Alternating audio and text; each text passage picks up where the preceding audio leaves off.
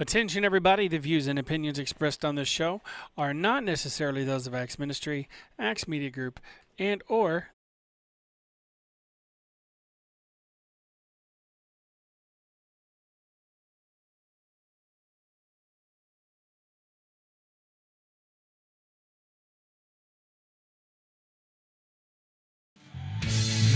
And good morning. It is Friday. You're listening to the Morning Mouth.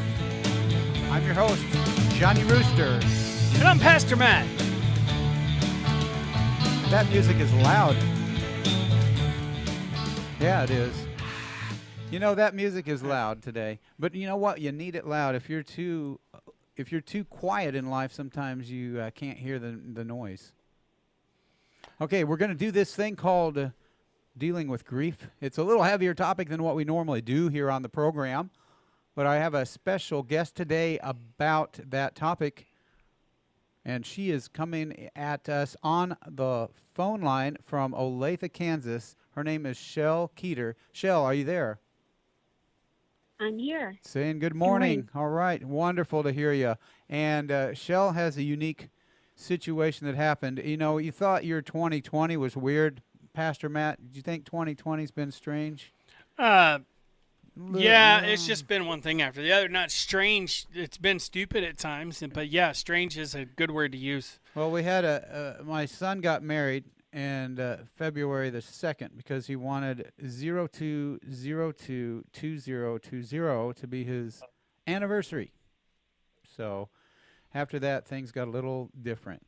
For our guest, Shell, things got a lot different in February, and we're going to hear about that. And what I want you to do, if you're tuning in, this is a topic about dealing with grief, and there are different stages of grieving. Well, what we're going to hear today on this program, and wrap it up here by 9:30, a little before 9:30, is we're going to understand someone's story that had a tragic, unexpected loss. So if you know anybody like that, please have them tune in.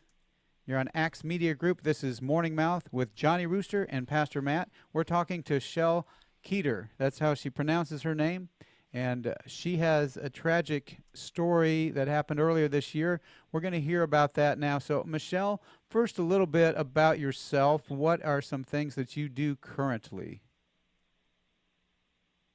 I currently am a mom of two. I have two grown children.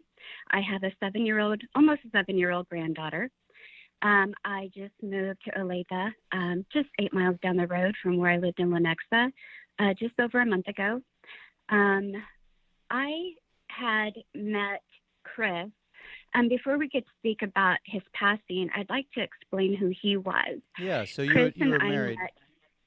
Yes, Chris and I were married. We met later in life. We both had unhappy marriages in the past, and we just felt incredibly blessed to have found a best friend, fall in love with them, and get married. The plan was to spend the rest of our lives together, Sure. and that is what we did. Chris passed away February 11th of this year unexpectedly. Chris was a retired Lenexa firefighter for 30 years, he served for 30 years. And he had started a new career in pharmaceutical sales the last 2 years. So how old was he? Chris was 52. We got married in March of 18. He was 2 years younger. He was 50.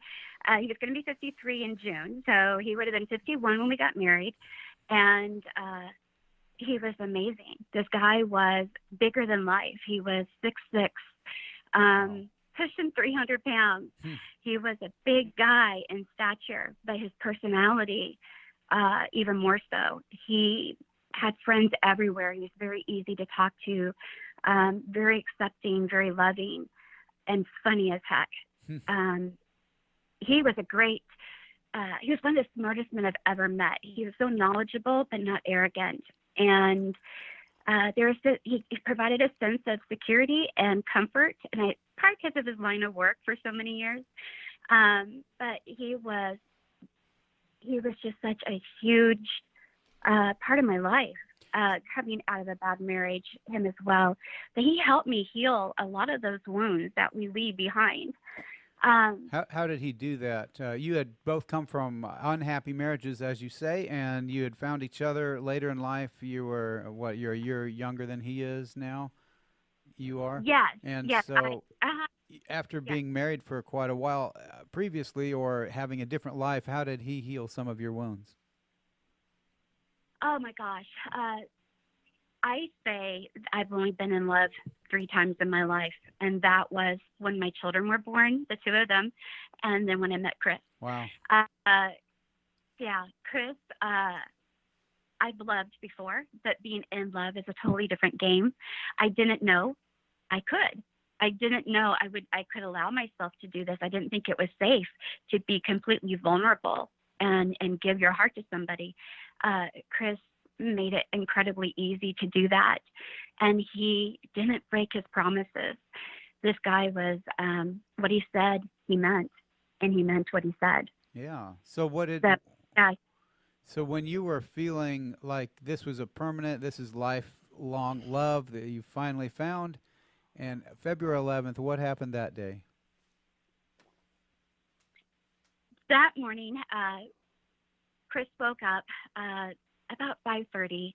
He was an early riser anyway, but being over 50, he had made a couple of trips to the restroom during the night, and this was the morning one, and it woke me up again. He was a big guy, so he wasn't quiet or careful about getting out of bed. So it woke me up, but I'm so glad that it did that morning, because when he came back to bed, we just cuddled and talked and laughed. We were planning to take a trip that Friday to go to Colorado for a 4-day weekend for Valentine's Day. We really focused on our marriage. Our marriage was our priority. That was how we were going to provide a solid foundation for our blended family. We wanted to make sure there wouldn't be another divorce, and we just really took care of our marriage. So we had made this plan for this trip. Chris got back in bed. We visited, we talked, and like so many laughs. I got up, got ready for work. Then he did the same. And it wasn't until he sat on the bed and finished packing his suitcase. He was leaving for a trip to St. Louis for 2 days for business. He just sat down and he just said, "I feel flushed." And it was when I first, I see him all morning, but I finally looked at him, like really saw him, and he was white as the shirt he was wearing. Wow.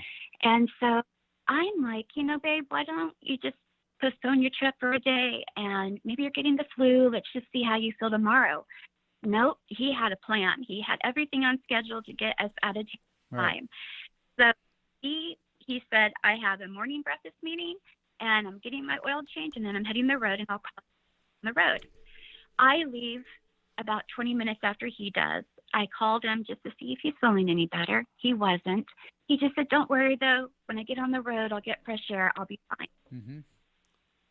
To his meeting, and it was after that he had flowers delivered to me at work. Oh, wow. And so Chris did that. That was for Valentine's Day, but we met the 5th of January. So the 5th of every month, he sent me flowers. Wow. Yeah. Making me kind of look like a schmuck. 5th of the month, every month, here she is getting flowers from her husband. I'm trying to think, What am I doing for my wife? A high five. I hope she's not watching this. You one. give her a high five. She's gonna a knuckle bump. She's gonna be watching this one, going, "Hey, where's my flowers? It's the 5th of the month. We got married. Shell, you got to know this. I got married to her on the 5th of the month, and I met her on the 6th of the month, the same month a year earlier. So 364 days later, we got married after we met. So anyway, we got married later in life too. So I can relate with all of this that you're saying, talking about a long marriage that didn't last, and then something else going on in your life, and you found each other. That is wonderful. It's kind of my story too with that. But the fact that he gave you something. So, folks, if you're just tuning in, Shell is on the line. She is in Olathe, Kansas. Her husband was sending her flowers every 5th of the month. That's the day of the month they met. What a romantic story. These are people in their 50s showing true love after a long wait for true love. All right, go ahead. It's February 11th of this year, and continue. What happened next? He's been flushed and not feeling right. Exactly. So I received these flowers at work. I had asked him, "Don't send me flowers. It's a short week. We're leaving." He did anyway. And so I had taken a picture of him. I texted him, and I sent that to him, like, "Thank you so much. You didn't have to. I love Mm. you. I appreciate you." And it was a little bit before he responded, and that's because he's in this meeting. And when he did respond, and then what I find out later.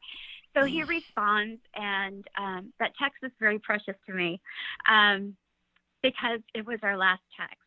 And he said, "I hope these flowers brighten up the rest of your week." Wow. Had he known that he was taking his last breath at that time. He passed away while we were texting. Wow. Where was he at the time? So at the car dealer picking his truck up, Okay. getting ready to highway, and he had pulled over to the back lot. Mm-hmm.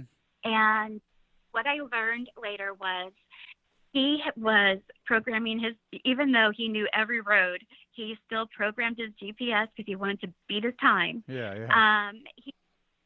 So he was actually heading back to the stop to pick up another dozen roses to have at the house when I got home. Wow. Because I had made a comment like, "I don't need them there. I'm at home," And Right. so he made sure I had flowers both places. But he Wow. never made it. So he's sitting there parked, programming his GPS. I'm assuming that part because that's what he did all the time. And we're texting, and then I figured he hit the road and he would call me when he got back. Yeah. Or get on the road. And 40 minutes later, I got a phone call, and I'm like, "Hey, babe," and he's like, "No, Shell, this is Craig. You need to get to Providence. Chris has had a major heart attack." And my dad had a couple of heart attacks, and he survived every one of them, thankfully. And I thought this was going to be like all the way to the hospital. Oh, he's finally going to eat better. I'm going to get him to exercise, and we're going to turn everything around. And I never thought when I walked into the hospital that I would be told that my husband died. Wow. And it's surreal. It's a moment you can't describe until you live it. It is everything in slow motion. You always think how you would react to something, and then how you actually act to something. And that's been my experience with most things in my life. But this was particularly something I never imagined, at least not for another 20, 30 years. So, guys, if you're just tuning in, we're just talking to Shell. She's out in Olathe, Kansas. Her husband passed away from a heart attack suddenly at age 52 on February 11th this year, and we're talking about dealing with grief.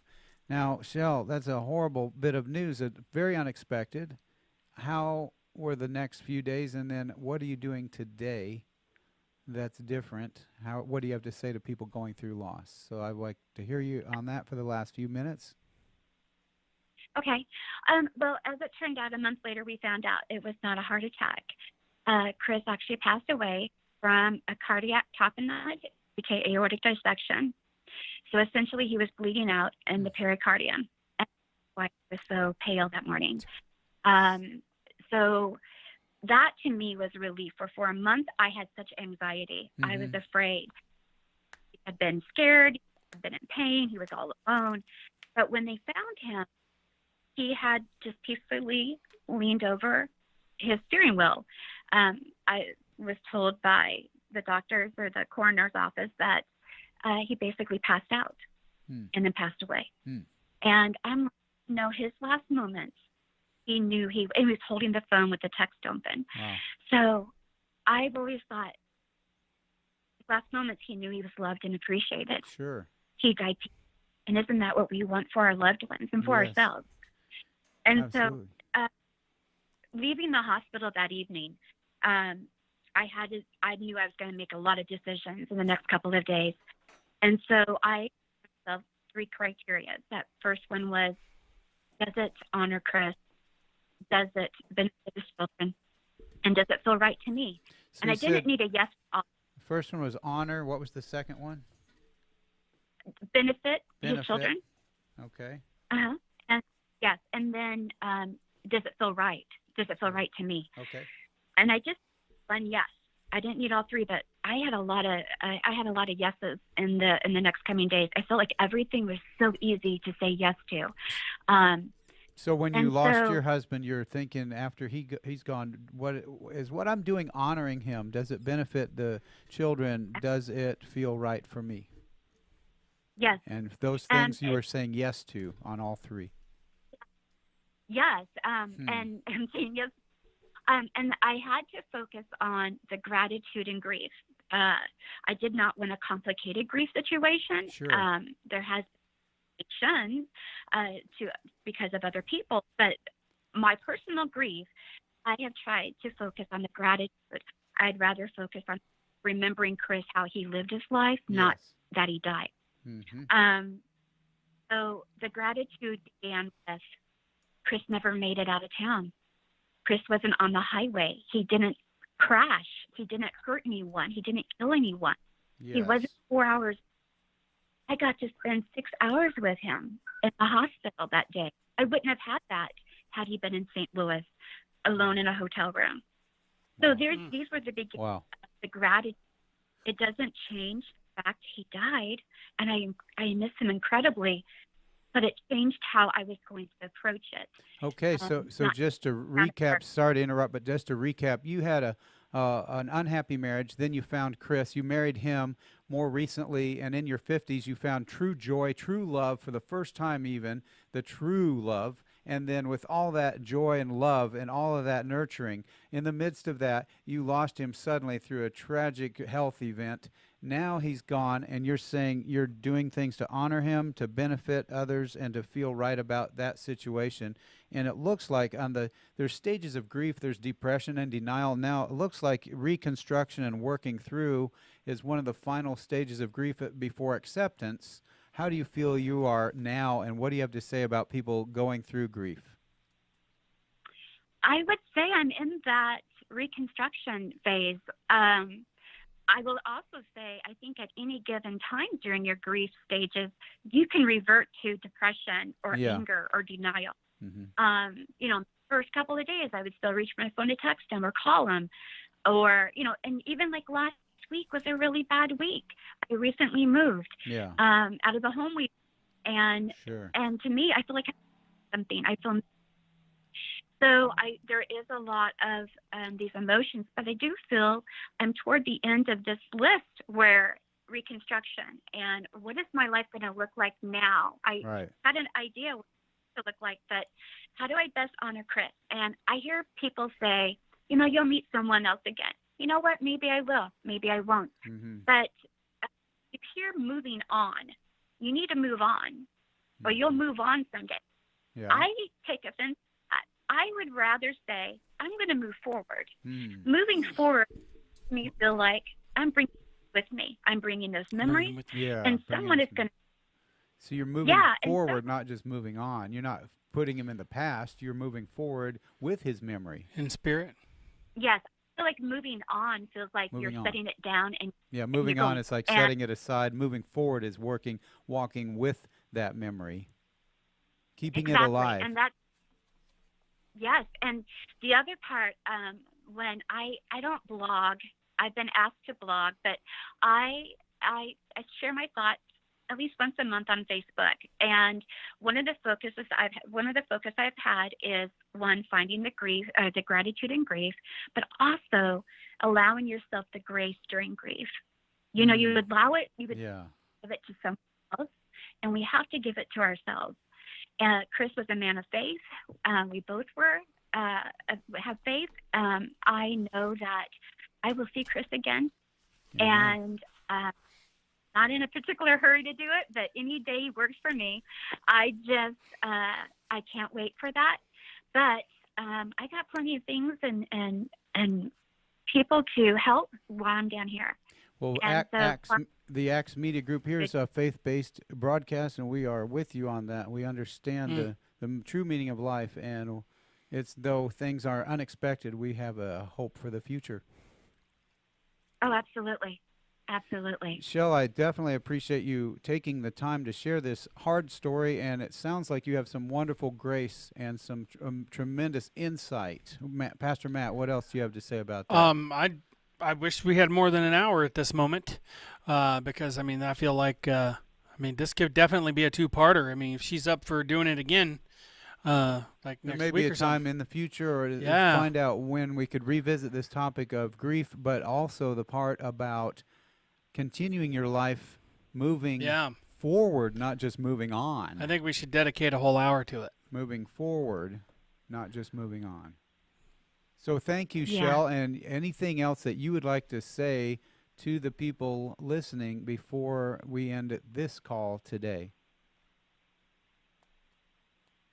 No, other than there is a quote that I found very early in my grief, and if I could share that with you, this Sure. is the one that I think it helped me set me on my journey. It's the reality is that you will grieve forever. You will not get the loss of a loved one. You will learn to live with it. You will heal and you will rebuild yourself around the loss you have suffered. You will be whole again, but you will never be the same, nor should you be the same, nor would you want to. And that's Kubler-Ross. And that's exactly it.